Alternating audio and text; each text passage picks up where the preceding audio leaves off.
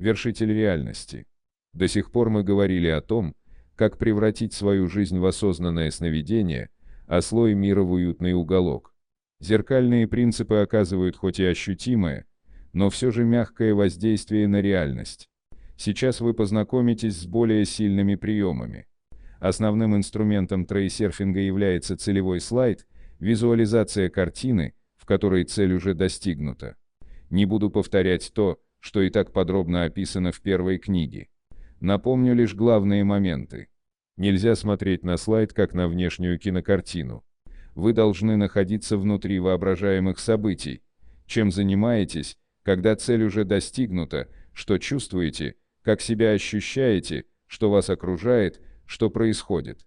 Находясь в центре слайда, вы представляете, как имеете все то, к чему стремитесь. Это не техника, здесь нет никаких жестких правил. Все делайте так, как у вас получается. Принцип 1. Вы стоите перед зеркалом мира и формируете в мыслях тот образ, который хотите получить в реальности. Целевой слайд определяет вектор течения вариантов. Если крутить его в мыслях систематически, поток событий и обстоятельств будет направлен к цели. В начале пути вам не обязательно иметь четкий план и знать, как он может быть реализован. О средствах думать не следует. В нужное время откроются нужные двери, конкретные пути и возможности, и вы их увидите. Нельзя ставить жесткие условия о том, как цель должна быть достигнута. Ваше дело сосредоточиться на конечном результате. Помимо целевого слайда существует еще визуализация процесса, также описанная в первой книге. Когда вы находитесь на пути к цели, то есть уже знаете, как она должна быть реализована, и выполняете все, что для этого необходимо в материальном мире, процесс может быть ускорен его визуализацией. Принцип здесь такой: у меня все получается просто замечательно, сегодня я все делаю лучше, чем вчера, а завтра будет лучше, чем сегодня. Можно сказать, это работа веслом по течению вариантов. Но главное все же направление течения вариантов.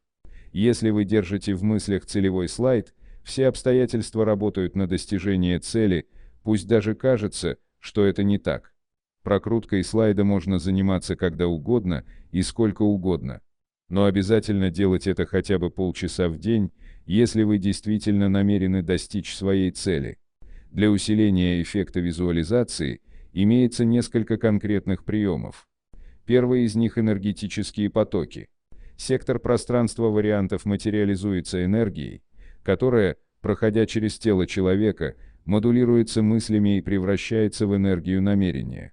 Чем больше мощность излучения, тем сильнее эффект. Мощность можно увеличить, если сконцентрировать внимание на энергетических потоках. Для этого вообразите, что из центра тела, где-то на уровне живота или солнечного сплетения, выходят противоположные стрелки длиной полметра. Мысленно поверните их одновременно так, чтобы передняя смотрела вверх, а задняя вниз. Такой поворот ключа активизирует нисходящие и восходящие потоки. Представьте, особо не напрягаясь, как они протекают вдоль позвоночника в двух противоположных направлениях и уходят один в небо, другой в землю. Зафиксировав часть внимания на потоках, запускайте слайд и крутите его в свое удовольствие. Делать это лучше всего на прогулке, там, где не очень людно. Следующий прием — фрейм. Подумайте, чем вы любите заниматься, когда ваша цель достигнута, что является неотъемлемой частью целевого слайда, его непременным атрибутом. Допустим, вы сидите в качалке у камина, стоите за штурвалом своей яхты, сажаете розы в саду своего дома, пожимаете руку партнерам, заключив удачную сделку, любой характерный фрагмент слайда. Прокрутите в мыслях эту картину несколько раз. Она должна создавать какое-то интегральное впечатление, мгновенный слепок слайда, содержащий в себе промелькнувший образ и сопутствующие ощущения. Вот это и есть фрейм. Вы можете его для удобства как-нибудь коротко озаглавить. Теперь следует время от времени включать его в памяти на мгновение, словно лампочку. Делайте это, когда вам заблагорассудится, опять же особо не напрягаясь. Фрейм является еще одной ниточкой, связывающей вас с целевым сектором пространства вариантов. Эффективность фрейма можно повысить с помощью так называемой взрывной волны. Сформируйте в мыслях фрейм или просто картину, которую вы хотите воплотить в действительность.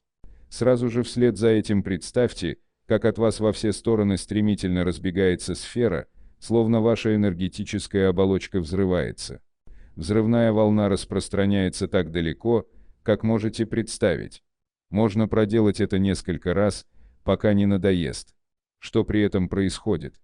Вы создаете мысленный образ и посылаете его в окружающий мир. Можете не сомневаться, ваша мысль не пропадет бесследно. Нужно только иметь в виду, что зеркало работает с задержкой. Еще один прием — внешняя сфера. Возможно, вам ни разу не удавалось почувствовать свою энергетическую оболочку, и вы не можете ощутить, как она расширяется, подчиняясь воображению. Это потому, что вы действуете внутренним намерением. А теперь вообразите вокруг себя сферу, которая вам не принадлежит. Представьте себе, что эта сфера тянет вас.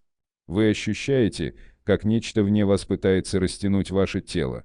Где-то в радиусе 5-7 метров находится невидимый фронт. Попытайтесь его слегка растягивать, и сжимать он будет упруго сопротивляться. Вот теперь вы ощутили сферу более явственно. Это и есть та грань, которая связывает вас с внешним миром. Внутри сферы ваши, а снаружи внешние не ваши. И в то же время сфера принадлежит вам постольку, поскольку вы ощущаете, как она тянет вас. Намерение обратилось, активное начало теперь находится не внутри вас, а снаружи. Аналогично, пытаясь воздействовать на предмет внутренним намерением, например, двигая карандаш усилием воли, вы ничего не добьетесь. Попробуйте представить, как сам карандаш притягивает вас через невидимые нити. Вот этим связующим звеном вы и сами сможете его двигать. Точно так же, заставляя себя подняться в воздух, вы не взлетите. Представьте обратное, будто окружающий мир сам поднимает вас в воздух. Возможно, у вас что-нибудь получится, если удастся внутреннее намерение обратить во внешнее. Смысл в том, чтобы перейти ту грань, где ваша воля заставить мир подчиняться превращается, в позволить ему самому это сделать. Все это очень непросто. Но для наших целей вовсе и не обязательно. Вполне достаточно ощутить хотя бы присутствие внешней оболочки. Поймайте это ощущение, зафиксируйте на нем часть внимания и начинайте крутить целевой слайд. Сфера послужит своего рода антенной для передачи мысленной энергии, что значительно усилит действие слайда. Очередной прием приведения декораций. Старайтесь всякие мысли, которые приходят вам в голову, приводить к общему знаменателю вашей цели. Обычно мысли, даже произвольные, выстраиваются в логический ряд, цепляясь друг за друга. Завершайте логическую цепочку каким-либо фрагментом целевого слайда. Просто напоминайте себе время от времени о том, к чему вы в конечном итоге стремитесь. О чем бы вы ни думали, чем бы ни занимались, возвращайте свое внимание к цели. Пусть слайд станет фоновой заставкой, каждое событие, каждый блок информации должен вами восприниматься в его контексте. Тогда вы будете наиболее эффективно формировать слой своего мира, и ваше намерение воплотится в действительность. Окружающую обстановку также можно приводить в соответствие с тем, что ожидает вас у цели. Допустим, вы гуляете в парке и крутите в мыслях целевой слайд, в котором работаете в саду перед своим домом. Посмотрите на траву и деревья вокруг через призму этого слайда. Вы почувствуете, что картина преображается, декорации приобретают новые оттенки. Может появиться ощущение, будто виртуально вы уже находитесь в своем саду. Данный эффект возникает вследствие наложения слайда на окружающую обстановку. Часть внимания зафиксирована на секторе пространства вариантов, где находится ваш будущий сад, в то время как глаза видят материальную действительность. Происходит своего рода преобразование текущей реальности к сектору вашей цели. В такие моменты процесс материализации образа ваших мыслей идет наиболее интенсивно. Вспомните еще, как в детстве, когда вам было легко и комфортно, мир заботился о вас. Тогда вы этого не осознавали. Вам просто было хорошо. Но со временем вы стали все больше капризничать и выражать недовольство, отчего мир охладел к вам. С чем ассоциировалось то ощущение спокойствия и уюта из детства?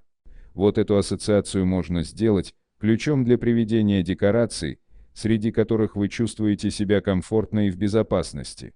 Вспоминайте иногда ту прежнюю уютную и беззаботную обстановку, и ваш мир постепенно опять станет приветливым и удобным. Ну и последний прием специально для ленивых — целевая амальгама. Главным условием успешной визуализации является то, что вы не должны принуждать себя это делать. В случае, если вы крутите в голове целевой слайд, и вам не удается просто доставить себе удовольствие, а приходится действовать с нажимом, возникает избыточный потенциал. В результате равновесные силы сведут на нет всю вашу работу. В таком случае лучше отказаться от этой гнетущей обязанности и переложить всю работу на плечи вашего мира. Попроситесь к нему на ручки, пусть он сам позаботится о том, чтобы ваш выбор был реализован. Давайте себе установку «все уладится само собой», без моего ведома. Объявляя о таком намерении, вы задаете программу своему миру, в соответствии с которой события самопроизвольно разворачиваются таким образом, чтобы приблизить вас к цели. Получается, вы отпускаете свою хватку и позволяете внешнему намерению реализовать цель.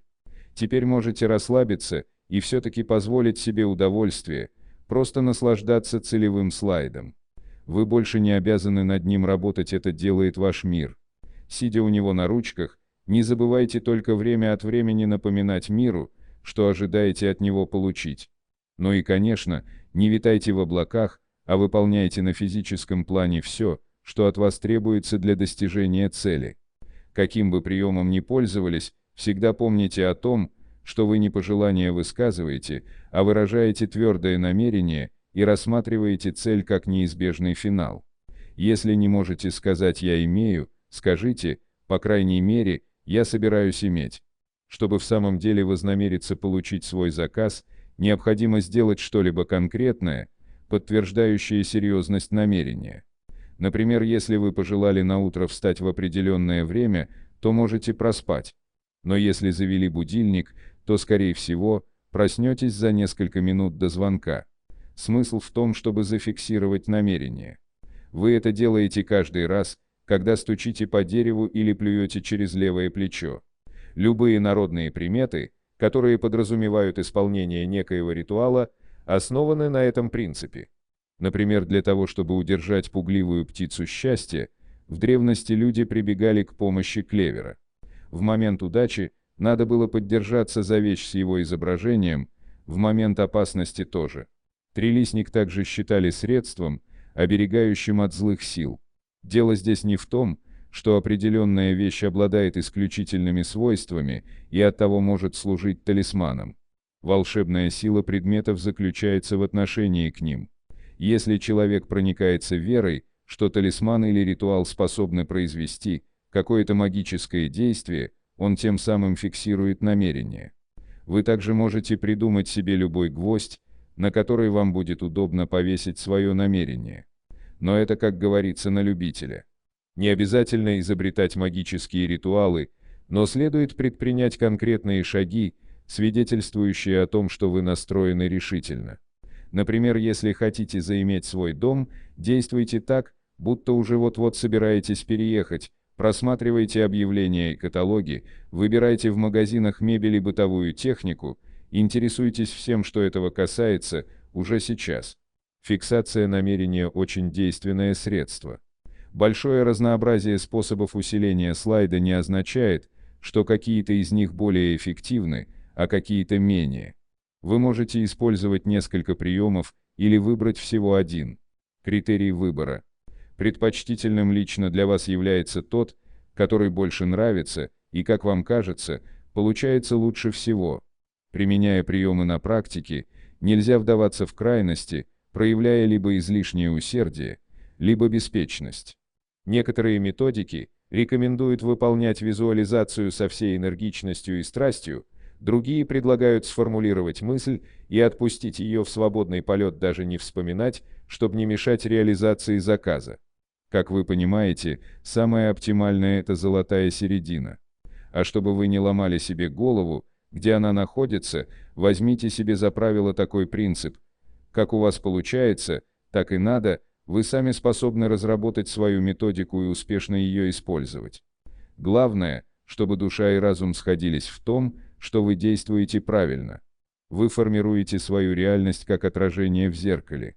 Каким образом стоять перед зеркалом вам решать. Создавайте слой своего мира так, как вам удобно. Что я под этим понимаю? Вы не должны испытывать душевного дискомфорта, когда занимаетесь визуализацией. Внешнее намерение появляется только в единстве души и разума. Единство это не может быть достигнуто, если вы насильно себя заставляете выполнять необходимую работу. Так вы ничего не добьетесь, а лишь напрасно потратите время. Визуализацию целевого слайда следует выполнять именно так, как вам удобно, приятно, комфортно, с единственной оговоркой. На слайд нужно смотреть не со стороны, как на картину, а жить в нем хотя бы виртуально. Представляйте себя внутри слайда, а не снаружи. Все остальное можете делать так, как вам больше нравится. Вот чего делать не следует, так это слишком усердствовать. Просто регулярно, время от времени, доставляйте себе удовольствие мыслями о вашей цели, как будто она уже достигнута. Ведь вам нравится думать о всевозможных последствиях успеха. Вот и делайте себе приятное. Не превращайте это занятие в обязанность. Думая о приятном, вы неуклонно двигаетесь к цели. А зная о том, что двигаетесь, доставляете себе удовольствие. Можете быть уверены, если у вас получился такой вот замкнутый радостный круг, цель неизбежно будет достигнута. Регулярность – это главное условие успеха. Вам может казаться невероятным, что вот так просто, своими мыслями, вы способны сформировать свою реальность. А вы когда-нибудь пробовали хоть в течение месяца, систематически, осознанно направлять свои мысли к цели? Скорее всего, нет. Вы привыкли пускать свои мысли на самотек. Они распыляются бесформенной массой в пространстве, поэтому ощутимых результатов не видно.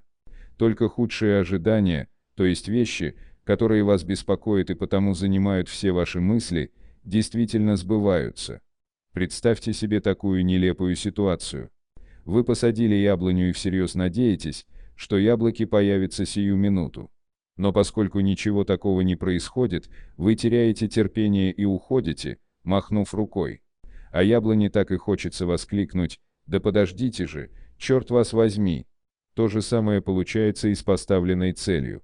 Реальность нельзя сформировать единичным пожеланием. Вот все основные приемы активного воздействия на реальность. Если вы будете их практиковать, вам предстоит столкнуться с одним любопытным явлением. Допустим, сегодня вы с воодушевлением и достаточно интенсивно занимались визуализацией. Тогда на следующий день вы заметите, что с реальностью творится нечто необычное. Например, в течение дня вам может встретиться несколько человек с необычной внешностью, слишком высоких, странно одетых, уродливых. Может обратить на себя внимание и необъяснимая раздражительность людей, когда возникают конфликты на пустом месте. Или происходит что-нибудь такое, странное, как во сне. Объясняется это следующим. Слой вашего мира в обычном состоянии движется в пространстве по течению вариантов, то есть в русле наименьших энергозатрат. А интенсивная визуализация приводит к тому, что русло спрямляется и идет к цели по кратчайшему пути. Узконаправленная энергия мыслей заносит вашу отдельную реальность в переходные области пространства вариантов, лежащие в стороне от нормального течения и где не все оптимально и целесообразно. Это транзитные зоны, которые обычно встречаются в сновидениях, но редко реализуются в действительности, поскольку имеют неестественные сценарии и декорации и требуют повышенных энергозатрат. Энергия ваших мыслей с силой воздействует на реальность, и та деформируется, как поверхность воды под влиянием возмущения. Круги на воде вас уже давно не удивляют. Но теперь вам предстоит увидеть нечто потрясающее: круги нереальности. Все это не означает, что наблюдаемая аномалия случайна, что раздражительность людей в такие дни связана с какими-то магнитными бурями, и что субъекты со странной внешностью просто иногда встречаются. Необычная действительность врывается в слой вашего мира, когда он проходит через транзитные зоны. Круги появляются именно после интенсивной практики визуализации. Когда вы это увидите, все поймете. Весьма впечатляет. Таким образом, на реальность можно воздействовать силой той или иной степени, в зависимости от используемой техники. В принципе, для того, чтобы превратить слой своего мира в уютный уголок, вполне достаточно одной амальгамы. Но если задействовать намерение вершителя, совместно с приведенными выше приемами, можно добиться гораздо большего. Для сравнения представьте себе картину, где встречаются два малыша, одного мир катит в коляске, а другой идет сам за ручку со своим миром. Первый, как это водится у детей, с гордостью заявляет: «А мой мир заботится обо мне». Другой же ему отвечает: «А мы с моим миром идем за игрушкой». Видите, в чем разница? И последнее, о чем бы хотелось сказать. Однажды я получил письмо от читательницы, в котором она невольно сформулировала основную идею практики. Я не очень-то разбираюсь в технике трансерфинга, но после того, как я изменила свое отношение к жизни, у меня появилось стойкое ощущение, что все идет прекрасно, а будет еще лучше. Все просто будет так, как надо, вы можете вообще позабыть о всяких приемах, но если вам удастся поддерживать в себе такое интегральное ощущение, этого будет достаточно. Интеграция намерения по формуле Г «меня все прекрасно и все идет», как надо, создает обобщенный образ успеха, который и отражается в действительности. Так что ваши возможности ограничены только вашим намерением. Вершите свою реальность.